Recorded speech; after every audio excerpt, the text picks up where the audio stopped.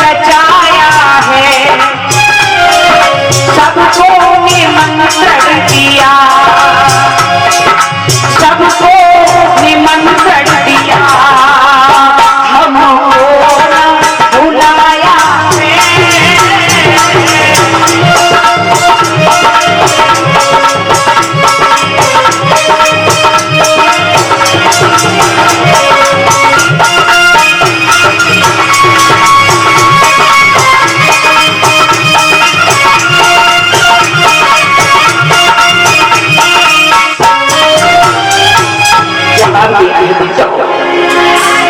इधर भोले बाबा ने कहा,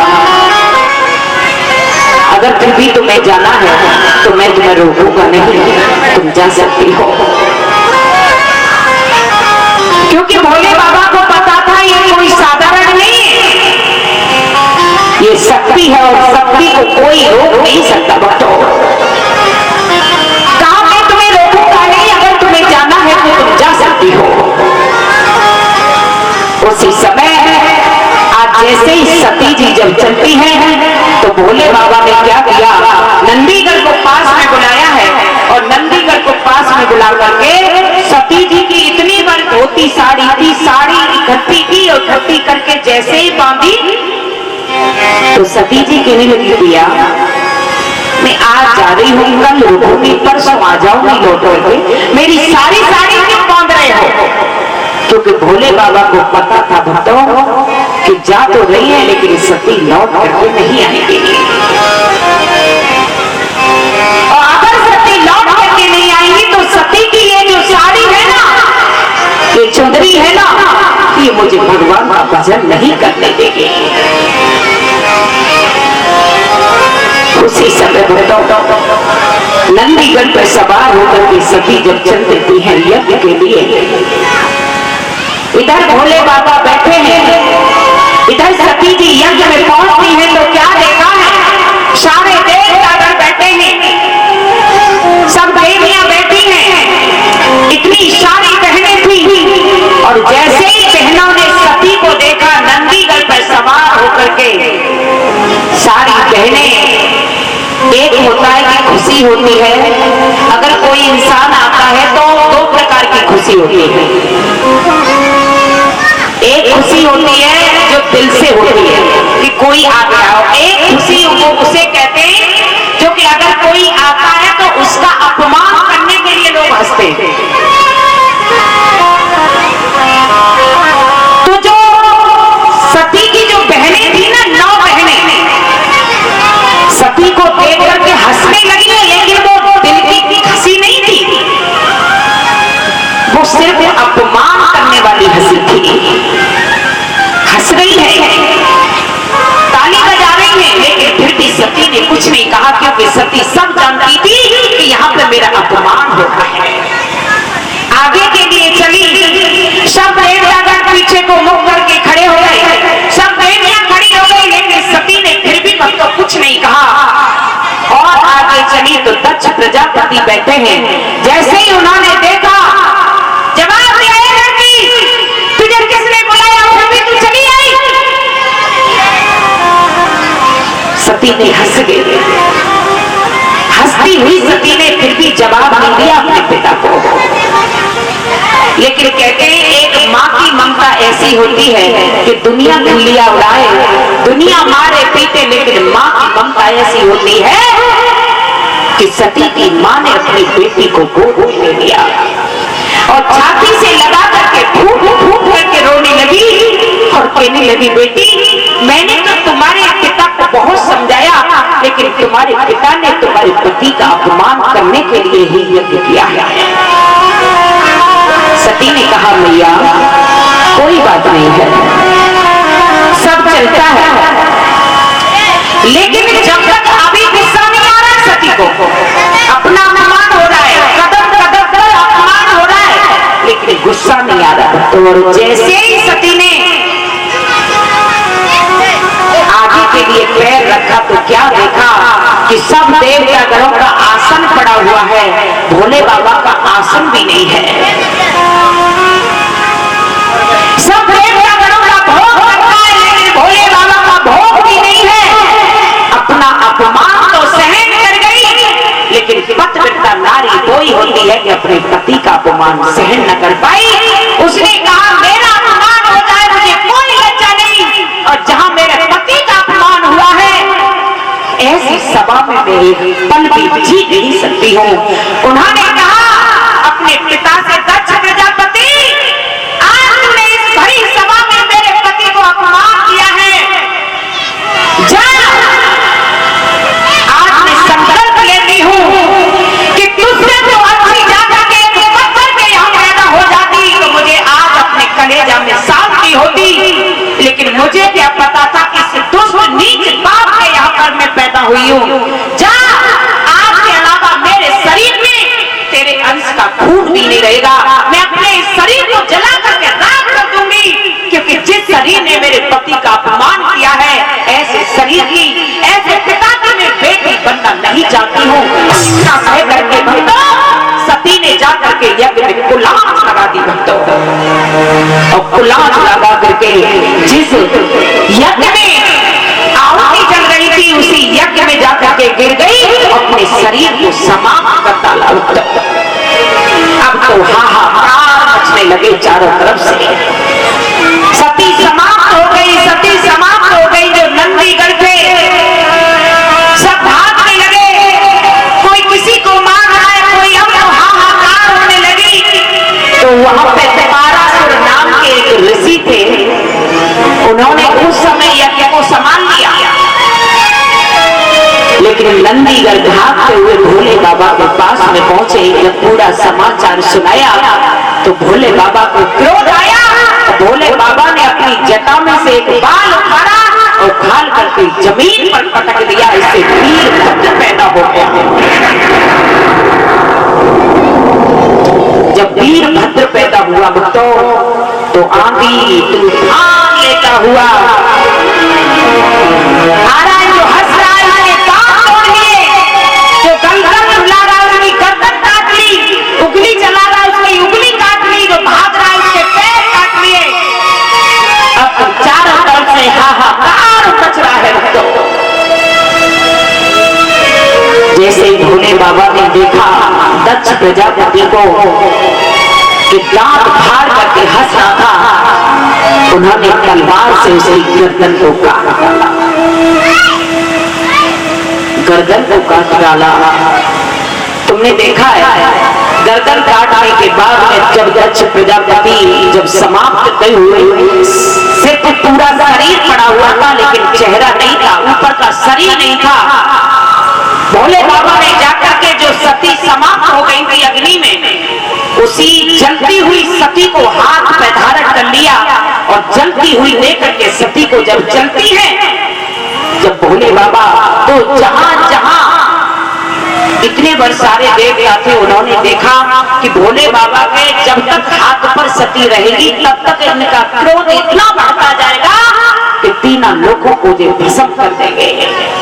उन्होंने क्या किया कि जहां जैसे ही सती को लेकर के चले हैं तो विष्णु भगवान ने अपनी बाण के द्वारा उनके एक एक अंग को काटने लगे हैं, सती के अंग को, और जहां जहां अंग गिरता गया है वही वही देवियां प्रकट होती गई है। तो 51 देवियां प्रकट हो गई हैं सती के शरीर से,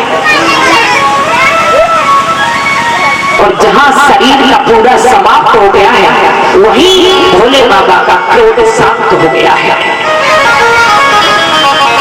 इधर कोई सती ने कहा था दक्ष प्रजापति की कि तुझसे तो अच्छा एक पर्वत में यहाँ जन्म लेती तो बहुत अच्छा होता।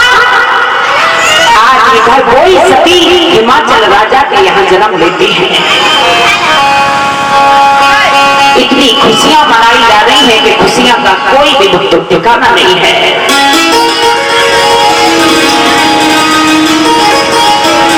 क्योंकि हिमाचल राजा एक तो हिमाचल राजा थे और पर्वत था। आज इतनी हिमाचल देश में खुशियां मनाई जा रही हैं कि खुशियां का कोई ठिकाना नहीं है। तो सब भक्त लोग ताली बजाकर के कुर्बान करते हुए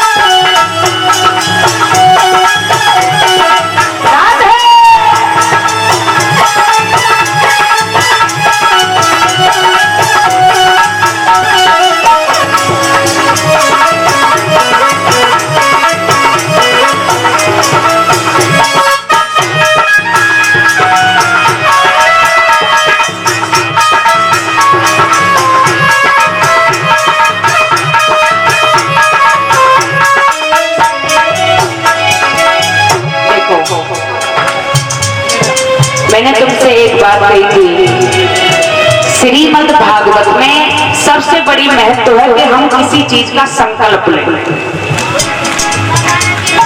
बहुत कहते हैं कि श्रीमद् भागवत से का तरण हो जाता है, मैं कहती हूँ हो भी जाता है और बिल्कुल भी नहीं होता। अगर तुम श्रीमद् भागवत में संकल्प लेकर के बैठोगे, बहुत लोग कहते हैं कि हम गंगा जी क्यों नहाए, हमने कहा कोई पाप करे तो गंगा जी नहाए जाए। क्या तुम्हें पता है कि तुम पाप करते हो, पुण्य करते हो? और तुम तो कोई भगवान तो नहीं हो तो तुम्हें पता है कि पुण्य पाप क्या होता है। कहते हैं कि एक छोटे से शरीर में कितना ये शरीर 5 फुट का, 5 फुट 6 फुट होगा।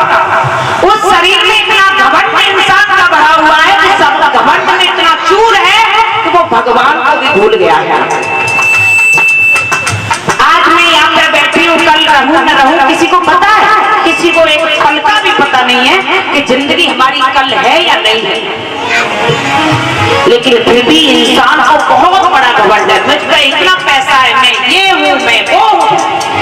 लेकिन ये नहीं पता है ये पैसा किसी का, जिस जमीन पर आज तुम बैठे हो उस पर हजारों लोग बैठ करके चले गए, लेकिन वो हजारों इस जमीन को ले जा न सके तो तुम क्या ले जाओगे? इसलिए साथ में कोई जाएगा, जितना तुम भगवान का भजन कर लोगे। ये तुम पांडाल में जितनी देर बैठोगे ना, उतना देर तुम्हारा भगवान के यहाँ लिस्ट पे नाम लिख जाएगा कि तुम इतने घंटा, इतने मिनट तुम पांडाल में श्रीमद् भागवत में बैठे हुए थे। और यही चीज कहीं तुम नौटंकी हो रही हो, तुम 24 घंटा बैठे रहना, तुम्हारा ना तो ऊपर नाम होगा ना नीचे नाम होगा।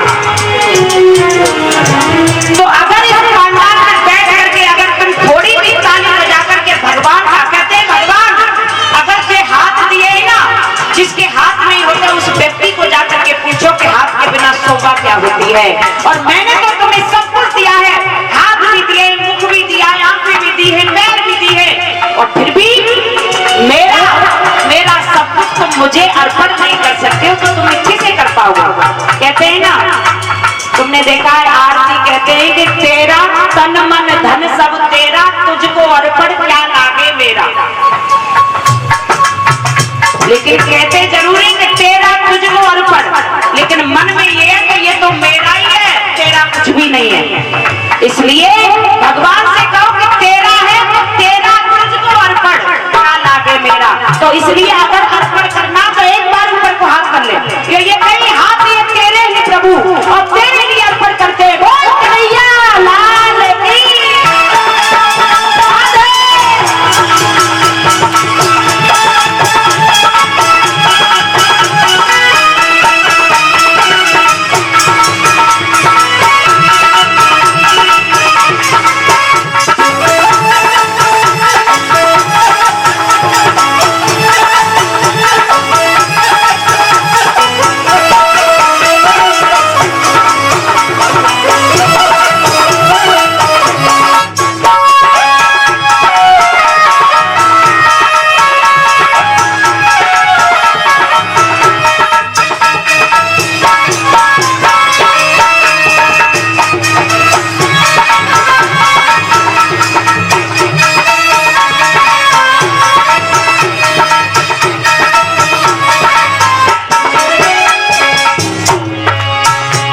तो रहता महल के अंदर, खुद तो रहता महल के अंदर। देखो तुमने देखा है ज्यादातर अब घुटनों में दर्द होने लगे हैं, माता जी होते हैं कि नहीं होते? घुटनों में कमर से उठा ना जाए, घुटनों में दर्द होते हैं, वे क्यों होते हैं? तुमने देखा है कुछ लोग, मैंने देखे हैं भाई बंधु होते हैं ना कुछ लोग, अगर उनकी पत्नी अगर पांडाल में भगवान के सामने अगर नृत्य कर लिया कि अच्छा साली पांडाल में नाचती है, और चाहे डीजे पे सुबह से शाम तक तो हाथ पैर टूट गए, उसके लिए मना नहीं है।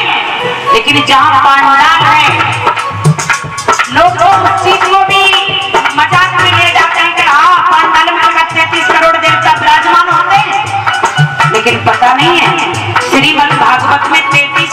देवता विराजमान होते हैं। इसी भागवत से तो भूत भी कर गए, तुम तो इंसान हो। धंधकारी तो भूत भी थे ना, वो भी कर गए। इस भागवत से वो भागवत है जिसमें